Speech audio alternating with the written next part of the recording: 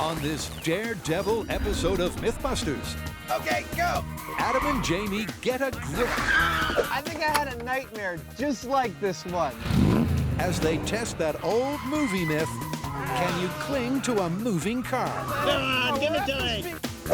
Then Carrie, Tori, and Grant Lockdown number 3. break out more liberating jailbreak myths. Son of a... Can you floss yourself to freedom? So you get out of this one. Or shoot yourself from servitude This is my favorite part. I'm not gonna lie. with a cannon and a ball and chain? That was cool. Who are the MythBusters? Adam Savage That's significant data. and Jamie Heineman. I think we're going to set something on fire. Between them, more than 30 years of special effects experience. Joining them, Grant Imahara, Tori Belleci, I don't think this one's gonna work. It's just too big. and Carrie Byron. I'm starting to get the idea that this shouldn't be done inside. They don't just tell the myths, they put them to the test.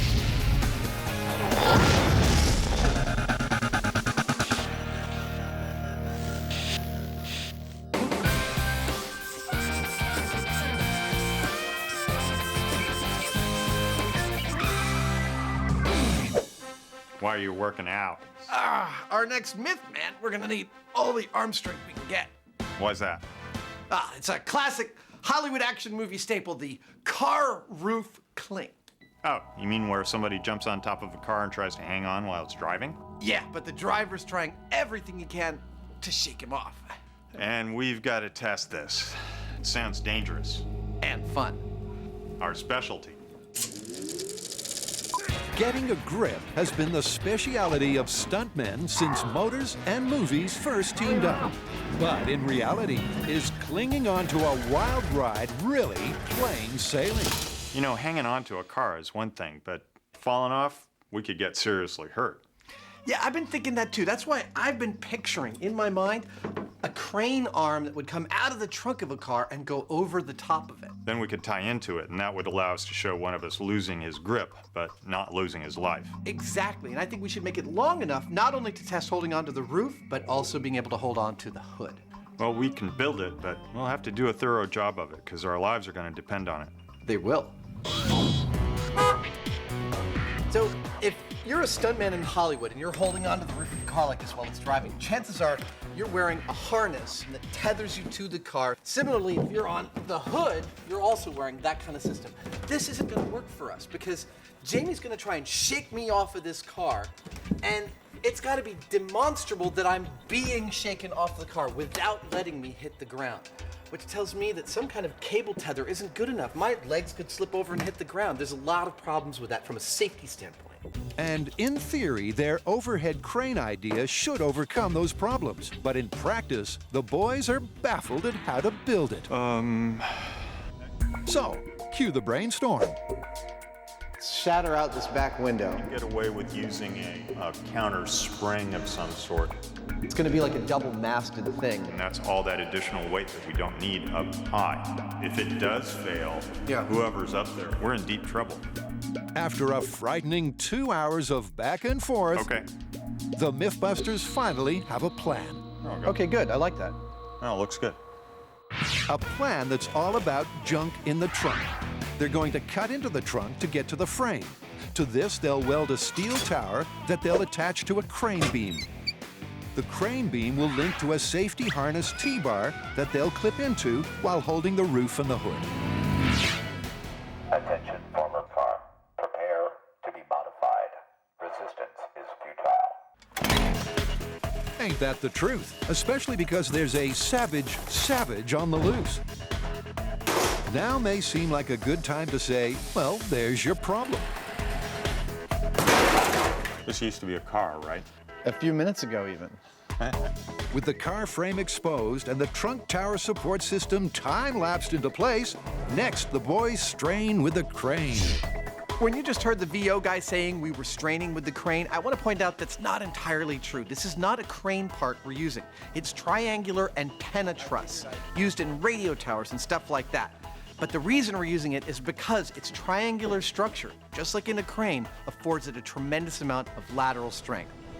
So tremendous that it's ideal for supporting the weight of the odd MythBuster. Okay, well, that works for me. And with that in position, that just leaves Adam's T-bar safety system. But will it get the Heinemann seal of approval? Well, as usual, it's way more complicated than I would do. I would have done it much simpler, but I would have taken much more time to do it than you getting this whole thing done. So it works for me. Good. And it better work for Adam, too, because it's this T-bar that will literally hold the MythBusters hanging by a thread. The rig is almost done, but still it lacks that visual punch that I'm looking for. I'm about to add it. With a fresh coat of high-speed pink, the Klingon car rig is ready to roll. But, Houston, we have a problem. Well, unfortunately, the car won't start. Adam was really quick with cutting this all apart, but maybe he was a little too quick. At this point, it looks like Adam cut the electrical power to the fuel pump. So if we can find that wire and hook it up again, then we'll be back in business. It's always something. It's always something, and it's usually Adam's fault. But after a bit of hot wiring, the guys are revved up and ready for the test track. And what could be the ride of their lives.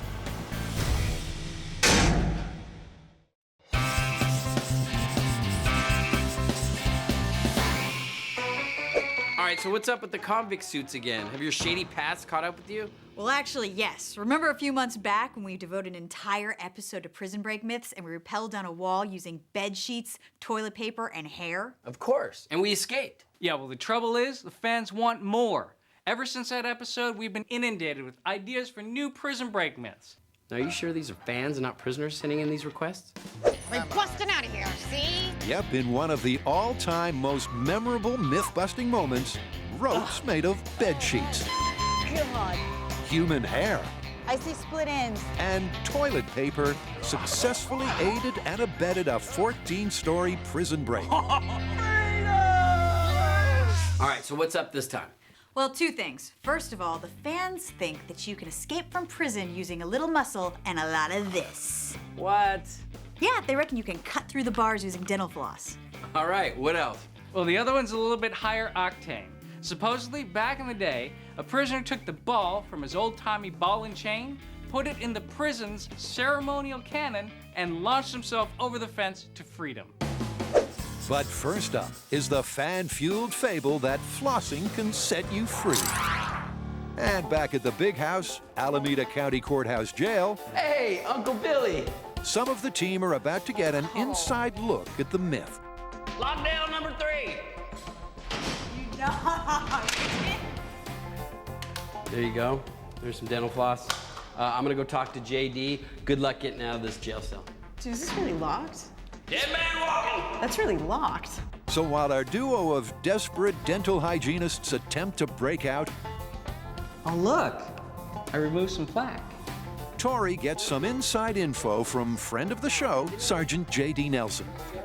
So have you ever heard of this myth, using dental floss to cut through a jail bar? Well, I think that'd be pretty difficult just because dental floss doesn't have a lot of grit. But given enough time, I guess anything's possible. What do you think of this? There's silica in most tooth whitening toothpaste. We could use it as an abrasive. Oh, yeah, a little bit extra Yeah.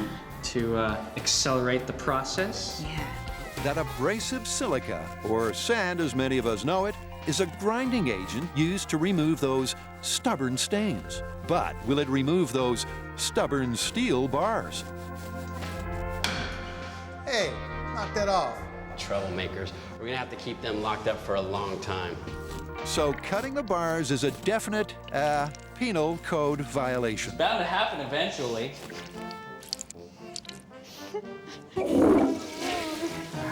After 2 hours of hard labor, one thing has become very clear. Testing the myth manually is not feasible in the time available. Now, granted, this would take a long time to do by hand. How far? Made it through the paint, but fortunately, I have a secret weapon. And it could have something to do with special robot knowledge. So they're going to head back to the shop, where Grant, staying true to the spirit of the myth, wants to use only materials he could find on the inside. She's out of control! She's out of control! So, trying to free ourselves using dental floss, flossing by hand, didn't really work out. But fortunately, I have a backup plan, and it involves this. This is your average, everyday cassette recorder player, which I have stolen. I'm going to use this to make a machine that will floss for me. So Grant goes to work, turning an old school tape recorder into a dental flossing robot. Easier than I thought. While Tori builds the kind of jail every inmate dreams of. One with just one wall. Now, I know this isn't a real jail, but I wasn't trying to make a jail. But we needed something to test whether or not dental floss could cut through a steel bar. So I made this. Let's see if Grant can floss his way out of this one. So my flossing robot is finally complete. It incorporates the guts of a standard cassette tape recorder with a specially modified cassette that contains, instead of tape, dental floss. I'm gonna set this up on the bars and go to it. But I'm also going to incorporate Carrie's idea, which is to put a little bit of toothpaste on it to get that little extra bit of abrasive. Here we go. Okay, so we've got a little jam. We've already got a little minor problem with the flossing machine. So it's back to the drawing board. I've made a few changes to the dental floss machine, where Grant throws everything he has at the problem. But after a full day's work and several failed prototypes, hopefully the 27th time is a charm. He throws the problem at the wall. I don't think this is gonna work.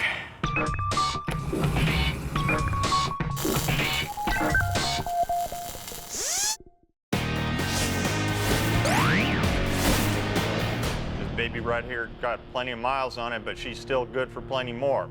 And if you buy it today, we'll throw in the jumbo luggage rack for free. The MythBusters are testing whether you can really cling to a wild ride car roof, as Hollywood would have us believe. But with their rumble rig in transit to the test site, Adam first wants to take a tangent. For reasons that are about to become crystal clear, the test I have in mind requires a piece of a car. Well, for car parts, it looks like he's come to the right place. But why? This whole myth is about hanging onto a car. So, of course, the first thing we want to know is how much strength can we apply to holding on? Like this. If I'm on the car like this, how much poundage can I apply right here? So what I thought to do is cut out this section of the car, take that section back to the shop, and throw some weight on it until we find out what the limit of human strength on that grip really is. And the human in question is Mr. James Heineman. How much can I hold with my hands? Let's see. I can deadlift about 450 pounds. I'm guessing at least 225, 250, maybe even more. We'll find out. That we will. But why is Jamie lying down? The configuration of the rig with Jamie lying chest down is specifically because it's not about how much his body, his shoulder, any of his muscles except those in his hand and his forearm can hold, and thus we've isolated that here experimentally. Okay, well, let's get this show of strength on the road. How much weight do you want to start with? 150. Really? 6 weights? Sure. Okay. At 150 pounds, it's smooth sailing. How much more do you think you can take? Let's try 100. 100? Yeah. Okay, stud. 250 is the same. I'm just getting started. As is 275. How's that, Mr. Heineman? Let's do it. But at the 300 mark... How's that? That's it. I can do that, but only for a few seconds. Remarkably, Jamie's grip strength is almost twice his body weight, and that's good news for this myth. After all, with a grip as strong as that, hanging on for dear life could prove to be very doable indeed. And at the Alameda runway, it's time to put that theory to the test. To recap, the myth that we're testing is one you've seen in countless action movies. It's that you could somehow keep holding on to the outside of a car while the driver is actively trying to shake you off. We've done some scale tests, and Jamie has shown that he has about 300 pounds of holding strength per hand. We've built a full-size rig to hold on to us in case we can't hold on to the car, and we've come out here to the Alameda runway to test it full scale. Yeah. But before trying to shake a Mythbuster, the boys first want to test the rig with someone a little more expendable. So, currently Buster is bolted into our safety rig for a stop test. It's a perfect opportunity for me to show you how it ought to work. He's on a track that runs fore and aft.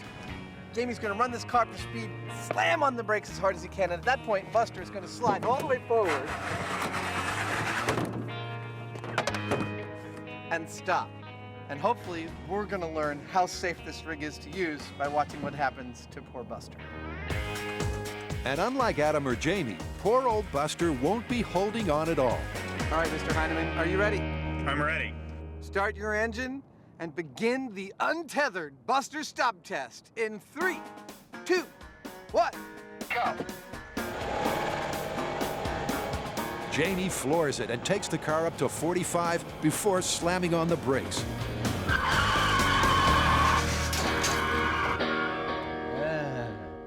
The good news is that the rig did indeed hold Buster off the tarmac. The bad news is that pain-free it wasn't. Here's what scared me about that test.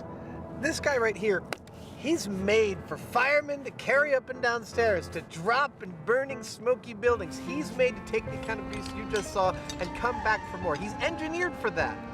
I'm not. If I was to take that trip down this track and hit the end and bend like he did, I wouldn't be myth-busting for much longer. So nervous are Adam and Jamie about safety that they run Buster through more tests. Go! Brake tests. Swerve tests. Curve tests. But none of it makes for pleasant viewing. And that makes what Adam's about to say all the more surprising. Well, from my perspective, that test was lovely and successful as far as the rig was concerned. We put a huge amount of stress on it, and it is absolutely solid. I think that it's time to give Jamie Buster's harness and strap him to the rig. Yeah, that rig is looking real good. But Buster's back-breaking performance is not filling our next contestant with joy. If I can't hold on, my big concern is it going to keep me safe? I mean, I don't want to snap my neck when I reach the end of my travel. So I'm going to hold on real nice.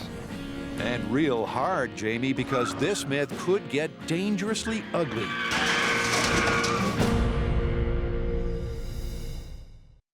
Lockdown number 3. Carrie, Grant, and Tori are getting positively penitentiary. All right, weapons check. Against the wall. Go on, come on. Okay, you're all right. What's this? Is this a file? Off to solitary confinement. You to the yard. Our fun-loving criminals are testing to see if they can free themselves with floss. I don't think this is gonna work. I think Grant's gone through like maybe 300 incarnations of his dental floss tape recorder robot. They don't seem to be working. At least that's what I'm getting from the throwing and the swearing. But despite frustration levels peaking at tantrum, Grant is not giving up. All right, so the tape recorder sucked, but it's gone. It's history. Now I'm gonna ramp it up and use whatever materials I want to make the ultimate automatic dental flossing machine. And then we'll see if it's possible to floss through bars. This time, Grant is unleashing all his robot resources, creating a tension system that will simulate the grip and sawing action of a human being. Okay, so the ultimate dental flossing robot is finished. Now it's time to give it a shot. And if this works, it should go bzzz one way and then bzzz the other way. So, cue take 2 for Grant and Carrie's escape attempt. Yeah, you hear that high-pitched sound? Uh-huh. That's the sound of freedom. And once the ultimate dental flossing robot is up and running, there's nothing to do but sit back and wait. Do you have any 8s? Go fish. Except for some scheduled maintenance. Damn it! Son of a hang on. Why are you going that way? Okay, 1 second. Oh, hang on. My prediction is that we'll get out on good behavior before we actually get out of prison. Maybe Grant and I will get out on good behavior. Tori's probably a lifer. He's a bad boy. Spirits are down in cell block A. Looks like we need a good cavity search. But in spite of the oppressive regime, there is hope. So after 3.5 hours, the ultimate flossing machine has given us a glimmer of hope. There's a shiny spot worn into the bar. Now it's not very deep, so it's a very tiny glimmer of hope. But that's only 3.5 hours. We're gonna let it go for more and see how far we get. So our merry metal workers leave the robot flossing for a full week before they check the results. And while it may not be as fast as a hardcore hacksaw blade, amazingly, Grant's gadget is doing its job. So it looks like we got a little progress. How'd we do? Well, over our week, we did a total of 2,111.5 minutes of flossing, which corresponds to 35.2 hours. Wow. We got 15 thousandths of an inch. So it's actually cutting through the bars. I mean, it's gonna take you forever, but I mean, you can actually do it. At that rate, it'll take us 140,767 minutes. What's that break down to? Well, assuming you could do 8 hours of flossing a night, that would be 293 days. But remember, that's only one cut in one bar. Well, theoretically, if you can cut into one bar, you can cut into 2. So I guess we're calling this one plausible. Yeah, plausible. Plausible it is.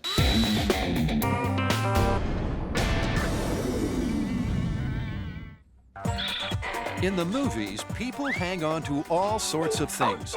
But can you really cling onto a car? That's what the MythBusters are about to find out. Despite Buster's back-breaking behavior, I'm gonna hold on real nice. Jamie figures that his grip will brace him against the movement of the car. And he won't become a missile like a dummy. Well, so far I'm convinced that our rig is safe for us to use. As for the myth, honestly, it's not looking that good as far as the dummy's behavior. That doesn't necessarily have any bearing on what happens when Jamie gets on the roof. I mean, this is a guy who scaled a building on a knotted rope. This is a guy who water skied behind a rowboat. He broke down a door with nothing but his shoulder. So while superhuman Jamie psychs up and clips on, here's the plan. I'm toast. Yeah. The boys are going to break the car cling myth into 3 classic testable elements: the zigzag shake, the long curve, and the emergency stop. At speeds up to 45 miles an hour, will Jamie cling or fling? So we were thinking, if you're driving down the road and someone's on the roof of your car, the first thing that's going to occur to you is to do a kind of swervy maneuver to shake them off. That's what we're going to start with.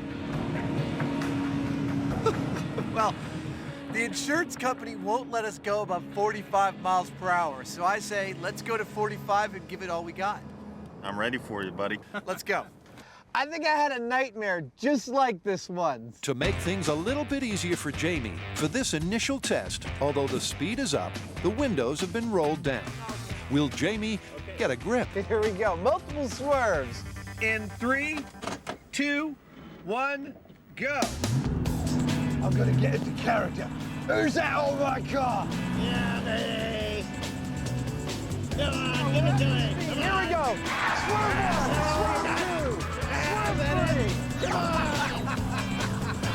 3. Amazingly, despite the considerable G-forces, Jamie hangs in there with ease. How was that, dude? It wasn't a problem holding on, but it's a little thrilling. Really? Yeah, let's go for 100. So far, it's a walk in the park for the hunter. But let's face it, when did the movie villain roll down the windows? It's time to get serious. With the windows down, I've got a pretty nice strong hold, and I almost figure I could hold on through about anything short of a crash. With the windows up, not so much. It's not a whole lot. There's nothing to grab onto. Clearly, this test is going to be a nail-biter. Go! Adam takes her up to 45. Jamie grips on to not very much. He holds the first swerve, but then he's off. Dude, tell me you're okay. I'm fine. Really? Yeah, I lost it on the second turn. The first one I was okay, but that little, two-step got me, and I went over the side. I was holding on as hard as I could, but I just slid. So with our Klingon cowboy slung off at 45 miles an hour, part one of the Car Kling trio is busted. So it's onward and upward. This next one, I'm calling this test the long turn. Effectively, I'm going to be driving in circles, applying centrifugal force on Jamie. Starting off slowly, but eventually ramping it up to see if I can, find its limit. All right, Jamie, just 360s as fast as you can manage them. And from here on in, the boys are only going to test with the windows up. I'm ready. All right, here we go. Centrifugal turn with a single complication. Uh-oh. Even as Adam reaches 15, it's clear that Jamie's struggling. Then, at only 20 miles an hour, he's down. That's it.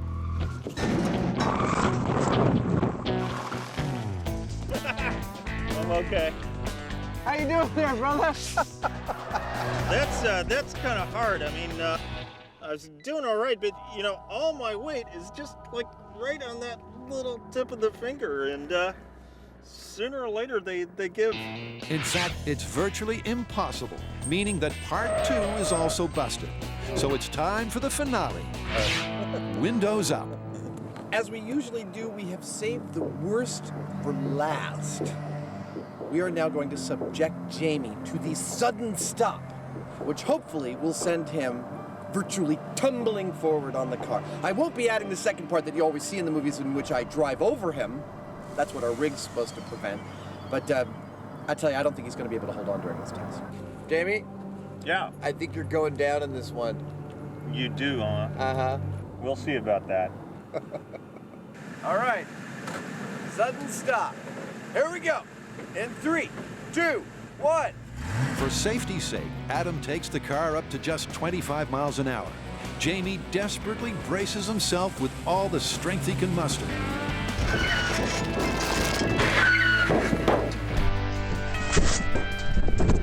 I'm okay. But the Heinemann heave ain't enough. I'm all right. Well, I think that test is done. I think so. I'm actually seeing some stars from that. Really? Yeah.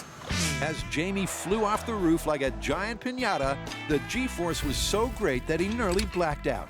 It's a seriously close call, but after a medical checkup, he's given the green light. Good job.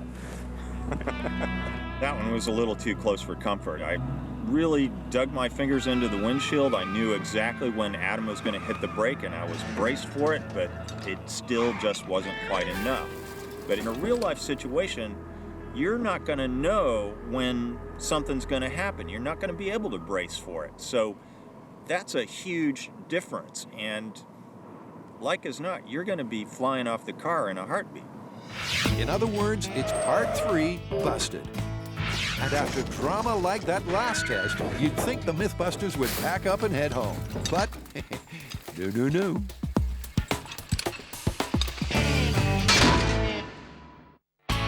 Next up, another fan-fueled jailbreak myth.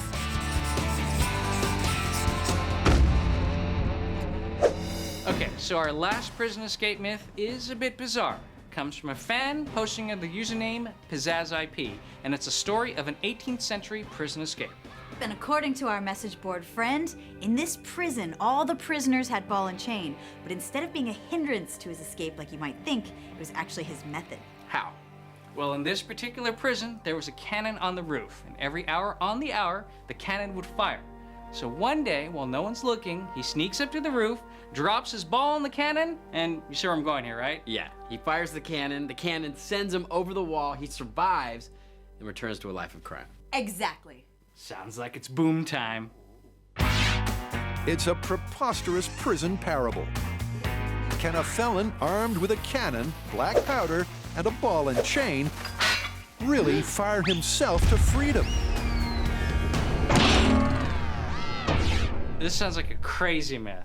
Sounds like a perfect job for Buster. Yeah, but no one is gonna let us use their cannon to fire ball and chains out of them. I mean, we're probably gonna destroy it, so we're gonna have to build our own, so that way we can fire it up at the sky and see if we can get Buster to escape. I don't even know if we're gonna be able to blast Buster over a wall. Absolutely. But what I think is even more important than that is whether the human body can withstand the sorts of forces involved in firing a cannonball. Cool, but if we're gonna start building cannons, balls, chains, I think we need to do a bit of research first. Sounds good. So our budding Jailbusters are going to blast off with some homemade cannon 101. Whoa, there it is. How you doing? How are you? And Pretty good. MythBusters pal Frank Tabor is the guy with all the gum fun guns. Big ones.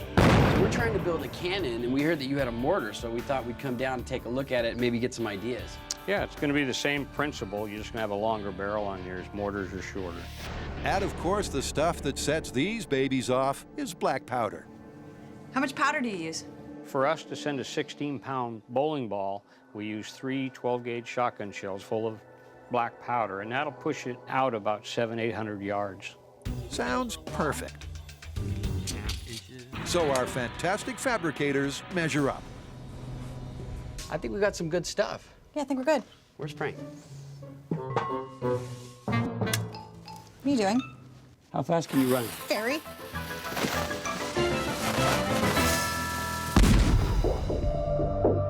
With the smoking cannon design sussed, Tori and Carrie next walk the line with some ball and chain chatter.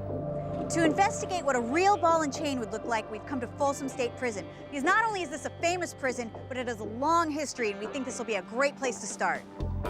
So cue Prison Museum manager Jim Brown. Whoa! These are crazy. Now, are these actual cannonballs? These are all cannonballs, and then they were fashioned into ball and chains in the blacksmith shop here at the prison. So say a prisoner's about 170 pounds, which is the size of our crash test dummy. What size ball would he have? Would it be like this? Probably be more like this one. This one with shackle and chain is 37 pounds. Oh, that looks about 5 inches in diameter. It's 5 5/8 diameter. All right, cool. Now we know what size ball to get. I am so glad that we came here. It turns out ball and chains were commonly used. And not only that, they were made from old cannonballs. But the best part is, we found out that cannons, working cannons, were actually at these prisons. This just adds so much more credibility to our myth. So with the research all sorted, Take it away! it's time to get down to work. One cannon coming up. But will it work? To avoid a bad case of cannon malfunction, Tori's using 2-inch thick steel for the barrel and solid 10.5-inch thick steel for the combustion chamber. So this big chunk of steel right here is our combustion chamber for our cannon. We've bored it out to hold the black powder and a barrel. Now I'd pick it up and show you, but it weighs 225 pounds, but it has to be strong, because the last thing we want is for this cannon to explode. So while Tori welds his ancient artillery together, Grant bashes out some period-perfect ball and chains. It's a prisoner's best friend. And they're good to go. Well, nearly. I'm not just spray painting the ball and chains because I think they look prettier yellow.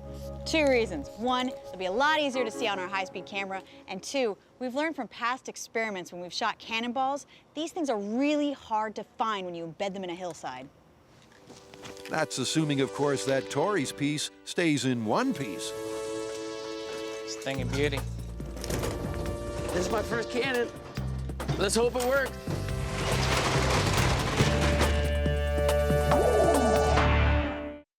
Over the years, we have done some pretty outrageous things with automobiles. We've built custom ejection seats into them and activated them on Buster. We have jumped them 175 feet and remote controlled them, and we've put rockets in the back. This mod right here is up there with one of the coolest things we've ever done. And they've been using it to find out if you can really cling onto the roof of a moving car. And the results are not good. With windows up, Jamie was forever flung off. But the roof was just one half of the myth. The other movie staple is the hood hang. First, the zigzag. All right, dude. Give me all you got. And rather than give it all he's got, Jamie's going to take it slow. 3 zigzags at 20 miles an hour. How you like that? How about that? But that's all it needs for Adam to get airborne. And it's all down to a tenacious grip. The problem with the swerve is what you're holding onto here on the hood. It's not uniform like the car doors. There's a whole bunch of vents and windshield wiper parts in there. My hands were very close to going into places where they'd start to incur some serious damage. I have to say, swerve, boop, it's out. So after a quick reset, it's on to the long curve test. All right, Adam on the hood, long centrifugal turn. Are you ready? I'm ready. About 15 miles an hour. Jamie pulls away, and Adam starts off confident. Oh, I can still hold that. Go faster. But soon gets his comeuppance at just 20 miles an hour. Oh, whoa! Yeah, that was about my limit right there. The problem with a long centrifugal turn isn't a problem with my grip, it's with my attitude. And I don't mean my mental attitude either, I mean my orientation to the car. My grip on the hood is linear to the car, but the force on me from the turn is perpendicular to the car. So it doesn't matter how hard I'm grabbing, eventually I'm being pulled so hard this way, I just can't hold on any longer. So the roof hag is none from 2, and that just leaves the emergency brake, where anything could happen. I have to say, I don't have high hopes for my ability to hold on to the hood of this car under the stress of a sudden stop. I think this is where the buck will end. Adam on the hood with a sudden stop. I think he's going to be able to hold on because he's in line with the direction of force. He's got a good handhold on the inside edge of the hood. I don't see him coming off at all. Well, there's only one way to find out. I'll be careful. 25. At 25 miles an hour, Adam pulls it off with room to spare. 25 miles per hour, no problem. Let's go to the maximum, 45. Throwing caution and insurance to the wind, Jamie floors it for the finale. 35. 45 miles an hour.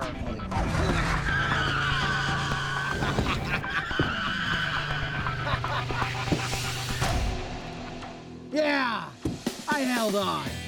Again, Adam gets no airtime, and that's because Jamie was right. The huge force Adam's under is parallel with his body. And that means it's much easier for him to get a grip. Well, I think we're done here. You want to go back to the city? I do. You want to stay up there? Absolutely, give me a second. Okay, go.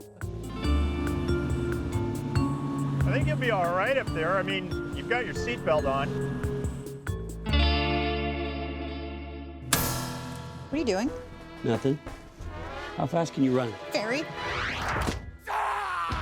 Carrie, Tori, and Grant are testing a bizarre jailbreak myth. Can a man blow himself and his ball and chain to freedom out of a cannon? So we're here at the Alameda County Bomb Range, which is where MythBusters come when they want to blow something up. We're gonna get our cannon out, set it up, get Buster in place, put a cannonball on his leg, and see if we can launch him to freedom. But if our eager escapologists are going to blast Buster over a prison wall, Right here? Looks good to me. they'll need a wall. So this will be the prison wall. This is it. This is the goal. So according to the myth, the cannon was on the roof of the building, and then the cannonball with prisoner was shot over a fence. That's why we're doing sort of an imaginary low-set fence to shoot our cannonball over. But before Buster gets involved, the team need to test Tori's artillery. All right, so for this first test, we're just seeing if the cannon even works. So there's no Buster, it's just the ball and chain. Yeah, because we don't know what's going to happen when we launch this. I mean, it could explode. Yeah, and that way we can see where it's going, too, because we have no idea where it's aimed. All right, I say we start off small, and we'll ramp our way up. Is that you, Tori? Are you Mr. Safety now? That's good. I like it. I like new Tori. But Safety Officer Tori still doesn't quite convince Carrie, so she takes charge of the charge. So we have everything set except for our charge. So we're going to start out with 1 shotgun shell of black powder. So it's boom or bust for Tori and his cannon. This is my favorite part. I'm not gonna lie.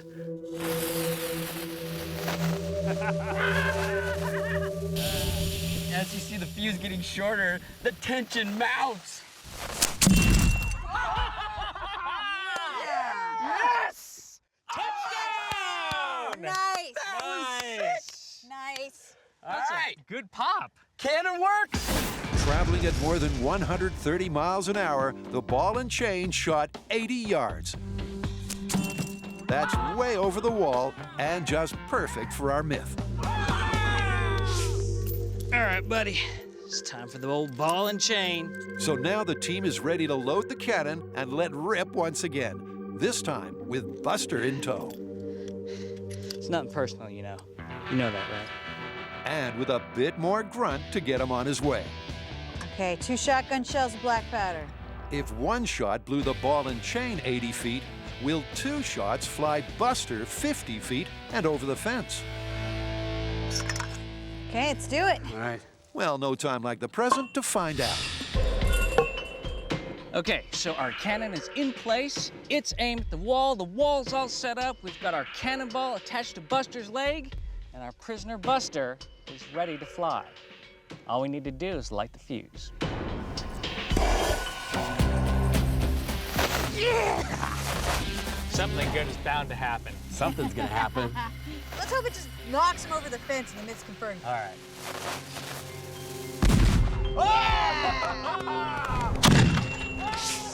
The ball and chain shot out of the cannon okay, but it failed to lift Buster over the fence. So what does that mean for our myth? Buster moved. He moved. Oh, 6 feet. But hey, maybe we just add a little more black powder. Maybe if 2 shotgun shells get him 6 feet, maybe 3 shotgun shells get him 18 feet. Why 3? Let's go to 5. 6 even. I say ramp it up.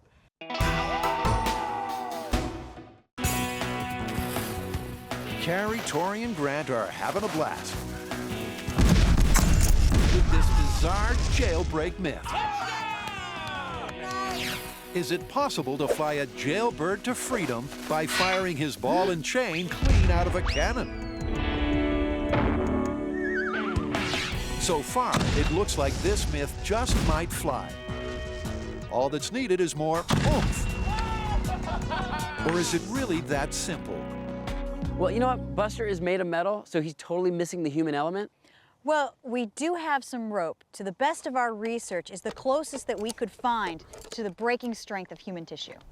So for the sake of authenticity and science, for test 2, the team are going to find out if rope, simulating a human hip joint, can outlast the blast and fly Buster to freedom. What we're doing right now is we're replacing the steel connection between the leg and the hip with rope. Now that rope is our best guesstimation of what the tear strength would be of a human limb. This half-inch synthetic rope has a breaking strain of nearly half a ton. Okay. About the same as the muscle and ligament in a real human hip joint. All right, everybody clear? Here we go. Come on! Here we go!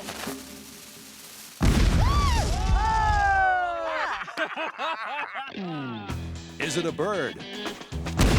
Is it a plane? No, it's a leg. Traveling at over 200 miles an hour.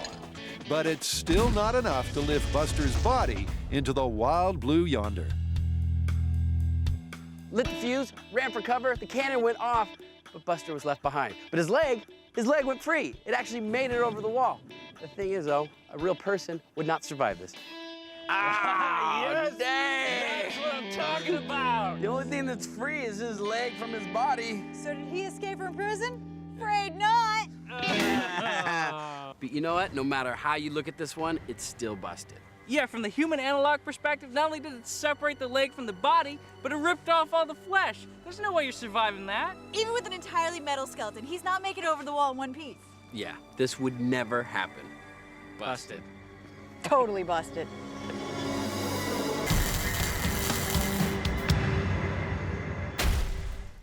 Adam and Jamie have been flung left, right, center. Testing the myth of the car cleaner. And the results are in. I'm all right. How are we gonna call it? Dude, I'm calling this one Fun with a capital F. I swear this is a whole new amusement park. Oh, you mean Busted Plausible Confirmed? Yeah. Okay. Holding on to the hood of the car, I was knocked off for 2 out of the 3 tests we did. And as far as the roof goes, I was pretty much able to hold on through anything. Yeah, but that was with the windows down. In an action movie, man, those windows are up. In which case, I'd be toast. I guess that means we have to call it busted, huh? I agree, but I don't want to finish up just yet. There is one more shake-off technique that I've been dying to try. Are you game? Sure. All right, let's do it. And the final flinging fable is not a swerve or a stop or even a crash. It's something way more bizarre, straight from the fan side. It is, of course, the car wash knockoff. As long as we're testing methods for removing unwanted pests from the outside of your car, we couldn't finish this without going through the car wash. And first up, it's soap dodger Jamie Heineman. While the appearance of the Heineman may be peculiar to you, his bathing rituals are even stranger. He travels the urban landscape looking for a host, and when he finds one, he guides it into a washing facility where, like a symbiotic parasite, he rides through the cleaning facility until he is completely cleansed. And his host is ready and waiting. Come on! Once again, Jamie assumes his position on the roof. Oh, you're ready? Here we go. Oh, God. This is awesome! Now, how often do you get to wash yourself, your clothes, and your car at the same time? Oh, that's cool. I feel like I'm going through a noodle machine. After a quick blow dry, this noodle is done. How was that? That was definitely one of those what the heck am I doing moments. What was the worst part? The cold. With a water temperature of 55, it sure was chilly, but Jamie stayed on. Now, can our boy from the hood equal this effort? I'm ready. You're gonna go through that butt first, huh? Absolutely. All right then. Well, have fun. I will. Adam, have fun? Surely not. Oh, no. Oh, that's cool. Adam clings on through the rinse and through the spin. The drying gives him a shock, but not a knock. It's a thing, isn't it? Yeah. I'm glad I did that, and I'm glad I don't ever have to do it again. Okay, so the story is this is supposed to knock you off the car. Not even close. I didn't even have to hold on. It's not very pleasant, but it's not going to knock you off the car. This falls into the category of the kind of thing that 10 years from now, someone's going to say to me, wonder what it's like to ride a car on the outside through a car wash. And I'll get to say, not only have I done that, I did it in the name of science, because this myth is busted.